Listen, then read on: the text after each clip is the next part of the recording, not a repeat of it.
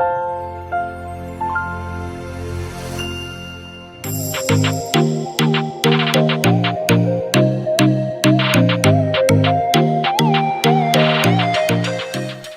தம்முடைய மகிமையை தம்முடைய பிள்ளைகளுக்கு தருகிற போது, அந்த மகிமையை நீங்கள் பெற்றுக்கொள்ளுகிற போது, அந்த மகிமை என்ன செய்யும் சொன்னா பலவான்களாய் நம்மை மாற்றும். ஆண்டவருடைய மகிமை வெளிப்படுகிற போது நீங்க பாருங்க, யோவான் 1 அதிகாரம் சொல்லப்பட்டிருக்கிறது, அந்த வார்த்தை மாம்சமாகி கிருபையினாலும் சத்தியத்தினாலும் நிறைந்தவராய் நமக்குள்ளே வாசம் பண்ணினார். பிதாவானவருடைய அந்த ஒரே பேரானவரின் மகிமையை அங்கே கண்டோம். தேவன் வெளிப்படுத்தப்படுகிறார். கர்த்தருக்கு மகிமை உண்டாகட்டும். எப்படி வெளிப்படுத்தப்படுகிறாரா? அந்த வார்த்தை. இன்னைக்கு ஆண்டவர் பாருங்களேன், தம்முடைய வார்த்தையை நமக்கு கொடுத்திருக்கிறார். கர்த்தருக்கு மகிமை உண்டாகட்டும். சங்கீதம் 138:2 அப்படி சொல்லுகிறது, எல்லாவற்றையும் சிருஷ்டித்த தேவன் அவருடைய வார்த்தையை மகிமைப்படுத்தினாராம். தேவ வார்த்தை எப்படிப்பட்டது சொன்னா, அது மகிமையூட்டப்பட்டு இருக்கிறது. அந்த வார்த்தையில ஒரு மகிமை உண்டு. அந்த வார்த்தையை நீங்க பேசுகிற போதே தேவ மகிமை வெளிப்படும். தேவ மகிமை வெளிப்படுகிற போது என்ன நடக்கிறதா? அற்புதங்கள் நடக்கும். ஆண்டவருடைய வார்த்தை சொல்லுகிறது, தேவ பிரசன்னம் வெளிப்படுகிற போது ஆச்சரியமான அற்புதங்கள், மகிமையை வெளிப்படுத்தினார். ஆனா ஒரு கல்யாணத்துல என்ன செய்தாரா? அந்த தண்ணீரை திராட்சரசமாய் மாற்றி தேவன் தம்முடைய மகிமையை வெளிப்படுத்தினார் என்று எழுதப்பட்டு, நல்லா கவனிங்க, இந்த மகிமையை ஆண்டவர் தம்முடைய பிள்ளைகளுக்கு தருகிறார். அந்த மகிமை வருகிற போது யோபு 29:30 சொல்லுகிறான், என் மகிமை என்னிலே வெளிப்பட்ட போது. பாருங்க, இன்றைக்கு ஆண்டவர் தம்முடைய பிள்ளைகளை எப்படியெல்லாம் நடத்துகிறார், எப்படியெல்லாம் போஷிக்கிறார், எப்படியெல்லாம் பாதுகாக்கிறார் என்று சொல்லுகிற போது வாசிக்கிறோம். யோபு 29:30 பாருங்க, சொல்லுகிறான், உம்முடைய மகிமை என்னிலே வருகிற போது. எத்தனாவது வசனம்? 20. சங்கீதம் யோபு 20வது வசனம். பாருங்க, என் மகிமை என்னில் செழித்தோங்கி என் கையில் உள்ள என் வில். பாருங்க, தேவ மகிமை வருகிற போது என்ன உண்டாயிடும் சொன்னா, நீ கையில் வைத்திருக்கிறவைகள் புது பலன் பெற்றுக்கொள். அதுவும் தொழிலா இருக்கலாம், வியாபாரமா இருக்கலாம், வேலையா இருக்கலாம், குடும்பமா இருக்கலாம். கர்த்தருக்கு மகிமை உண்டாகட்டும். உன் கையில் இருக்கிறது என்ன செய்யுமா? தேவ மகிமையினால நிரப்பப்படுகிற போது புது பலனை பெற்றுக்கொள்.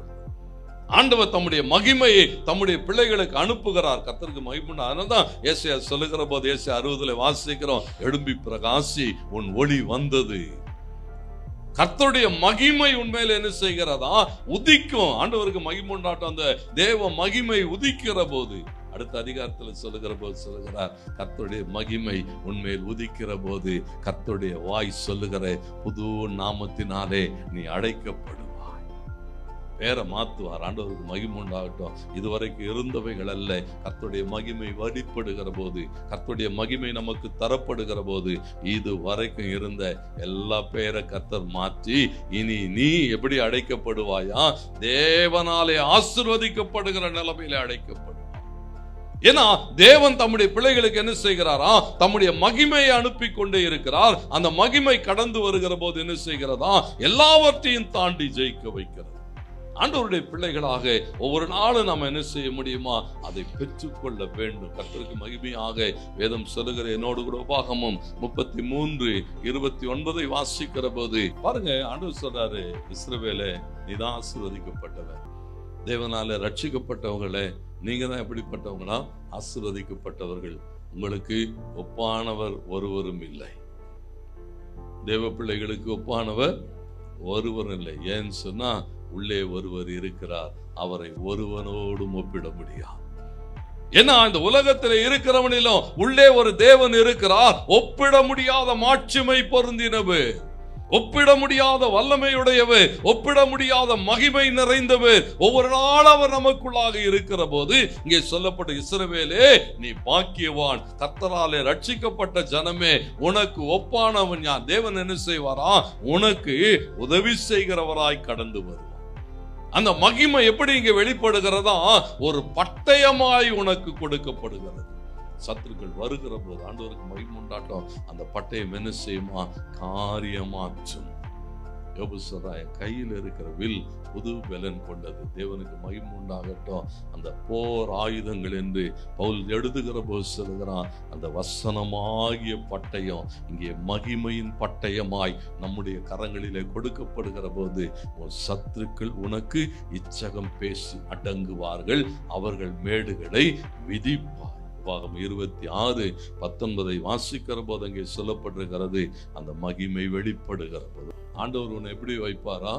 அவர் உண்டு பண்ணின எல்லா ஜாதிகளை பார்க்கலாம் கீர்த்தியிலும் புகழ்ச்சியிலும் மகிமையிலும் சிறந்திருக்கும்படி செய்வார். ஏன்னா தேவன் நமக்காக காரியமாற்று கூட இருப்பார். தெரிந்து கொண்ட தேவன் ஆபிரகாமை தெரிந்து கொண்டு ஒவ்வொருவரையும் தெரிந்து கொண்டு அப்படி என்ன செய்கிறாரா? ஆசீர்வதித்து நடத்தின தேவன். தேவனுக்கு மகிமை உண்டாட்டு. பாருங்க, ஆண்டவர் தாவீதோடு கூட பேசுகிற போது சொல்கிறார், தாவீதுக்கு இருந்த அத்தனை பிள்ளைகளுக்கு நடுவில், அத்தனை காரியங்களுக்கு நடுவில் அவர் சொன்னார், என் குமாரனாகிய சாலமோனை தெரிந்து கொண்டேன். சாலமோன் தான் என்ன செய்வான்? எனக்கு ஆலயத்தை கட்டுவான். சாலமோனை தெரிந்து கொண்டது 2 நாளாக ஒன்று சொல்லுகிறது, சாலமோன் என்ன செய்தாரா?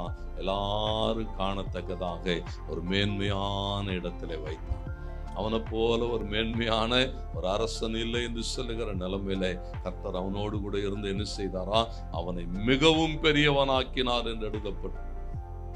அப்போ நாம் ஆண்டவரோடு கூட இருக்கிற போது கர்த்தருக்கு மகிமை உண்டாகட்டும். பாருங்க, இந்த வேத வசனம் சொல்லுகிறது, அந்த மகிமையின் தேவன் நம் மத்தியிலே கடந்து வருவார். அல்லேலூயா. அதோடு கூட பார்த்தீங்க சொன்னா அங்கே போடப்பட்டிருக்கிறது, மகிமை மாத்திரமல்ல, ஜெயம் உம்முடையதான். ஜெயம் பவுல் சொல்லுகிறான், நம்முடைய கர்த்தராகிய இயேசு கிறிஸ்துவினாலே நமக்கு ஜெயம் கொடுக்கிற தேவனுக்கு ஸ்தோத்திரம். கர்த்தருக்கு மகிமை. ஜெயம் நம்முடையது. ஏன்னா தேவன் என்ன செய்கிறாரா? அவர்தான் ஜெயம் தருகிறவர். குதிரை யுத்த நாளுக்கு ஆயத்தமாக்கப்படும் ஜெயமோ தேவனாலே வரும். ஆண்டவருக்கு மகிமை உண்டாட்டம். அதனால்தான் எல்லா சூழல்களிலும் ரோமர் 8:34 அப்படியே வாசிட்டு போனீங்கன்னா கடைசியா முடிக்கிற போது 37 சொல்லுகிறான், இவை எல்லாவற்றிலே எவ்வளோ குறைவுகள், எவ்வளோ போராட்டங்கள், எவ்வளோ பாடுகள் எல்லாவற்றையும் சொல்லிட்டு முடிக்கிற போது சொல்லுகிறான், இவை எல்லாவற்றிலேயும் நாம் நம்மில் அன்பு கூறுகிறவராலே முற்றும் ஜெயம் கொள்ளுகிறவர். குறைவுகளா, போராட்டங்களா, பாடுகளா எல்லாவற்றையும் தாண்டி தேவன் உன்னை ஜெயிக்க வைப்பார். என்று சொன்னா ஜெயம் அவருடையது. அது மாத்திரம் அல்ல, மாட்சிமை, மகத்துவம், வல்லமை எல்லாம் அவருடையது. வானமும் பூமியும் அவருடையது. எல்லாவற்றையும் ஆளுகை செய்கிறவர். ஆண்டவருக்கு மகிமை உண்டாகட்டும். எல்லாவற்றையும் ஆளுகை செய்கிறவர் நம்மை அவர் ஆளுகிற போது ஆண்டவருக்கு மகிமை உண்டாகட்டும். அவருடைய ஆளுகையின் கீழ் ஜனங்கள் மகிழ்ந்திருப்பார்கள், ஜனங்கள் சந்தோஷமா இருப்பாங்க. ஏன்னா கர்த்தராலே ஆளப்படுகிற ஜனங்களாய் நாம் இருக்கிற போது அவருடைய ஆளுகையை தாண்டி அவர் சொன்னார், உங்களை தொடுகிறவன் என் கண்மணியை தொடுகிறான். என்னை தாண்டி தான் உங்களை என்ன செய்யணும்? ஏன்னா அவருடைய ஆளுகையின் கீழ் இருக்கிறோம். அவர் எல்லாவற்றையும் பார்த்து கொள்வார்.